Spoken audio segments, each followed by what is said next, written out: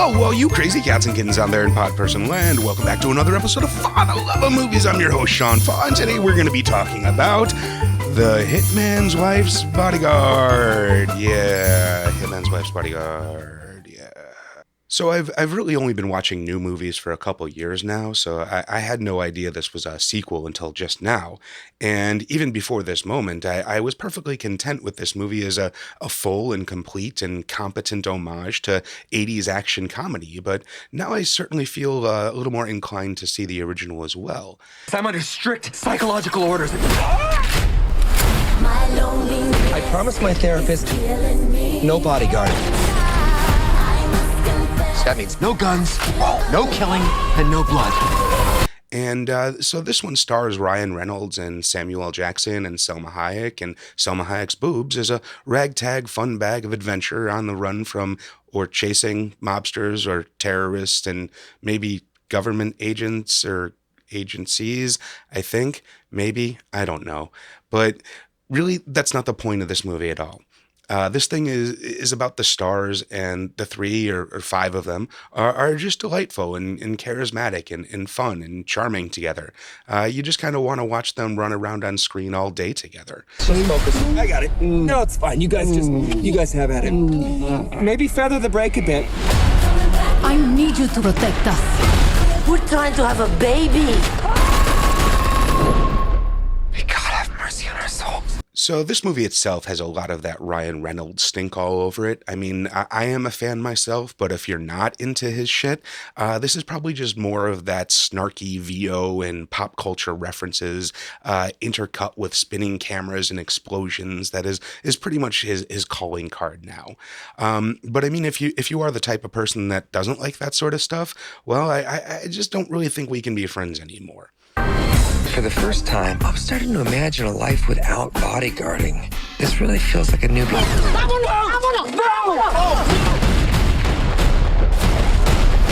Don't I know you? The mafia took my husband. Kill them.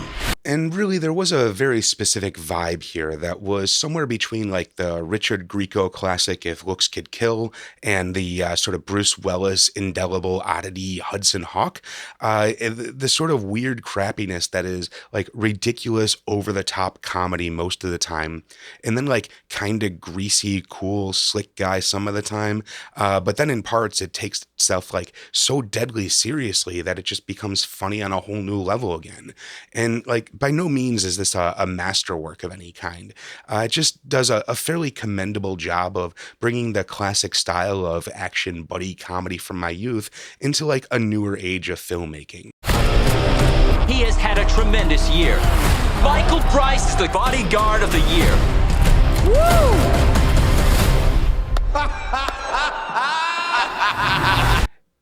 And I mean, the effects were all pretty decent. There was no super obvious green screen or annoying CGI character. There were a lot of fairly noticeable stunt double shots, though. But I'm pretty sure that was kind of like a stylistic reference more than anything. I mean, really just based on like how frequently they were and how obvious they were. Really, like the wig on the Ryan Reynolds stunt guy was just so like weird and shaggy. It looked like Robert Redford's Sundance stand-in, like going over the side of the cliff. It was completely out of sorts, and I do think that was a choice, though. In 4 days, all of Europe will burn. They're planning a full-scale cyber attack. Do not screw this up. Oh, we are definitely gonna screw this up. Okay, so I just stopped and watched the first one, and like, holy shit, this is like a masterclass in the concept of tone, and like both of these movies have essentially all of the same elements. There's subtle changes to give the plot's appearance of being different, but essentially all the same stars and like building blocks of a script, and even the same director and screenwriter. The difference is how they are used, like the tone and the pacing, and like really just the Ryan Reynolds of it all. I'm a AAA rated executive protection agent. You're the most wanted hitman in the world. My job is to keep you out of harm's way. You're gonna tell us everything you know. I'm not telling you, mother. You can electrocute him all day. It'll only make him angrier. I, on the other hand, will tell you everything. In the first one, your Reynolds factor is probably at like a 2 or maybe a 3 or maybe a 4 towards the end. But in the new one, I would put your Reynolds factor somewhere around a 7 or an 8. Like all sorts of layers and innuendo and a general sense of playfulness on so many levels made the sequel seem so much more farcical, but almost so much more consistent as well, and like just plain entertaining overall. The original had Ryan Reynolds scenes that were certainly lighter than the rest of the movie, but in the second one, even the non-Reynolds scenes had that Reynolds stink everywhere. We need guns. We need boats. We need them. Are you ready to get your freak on? What? That came out wrong. Not together. With us. That also came out wrong. Overall, I'd say the Hitman's Bodyguard was a dull action movie with some unmemorable comedy jammed in there, whereas the new one, The Hitman's Wife's Bodyguard, was like a Ryan Reynolds action comedy movie pretty much through and through.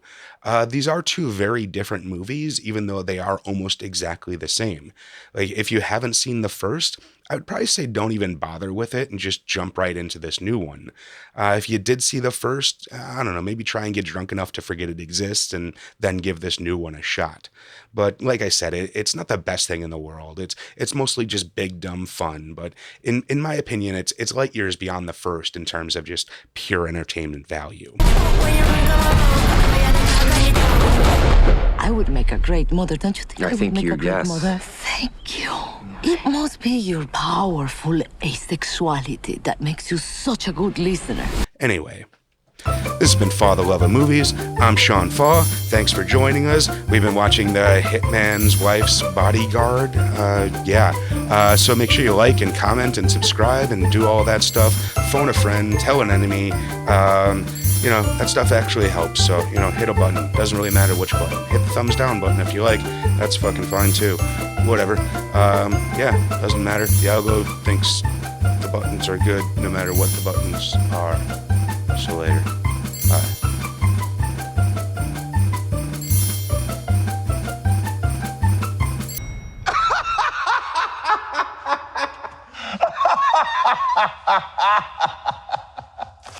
Shit! What the fuck? Bye.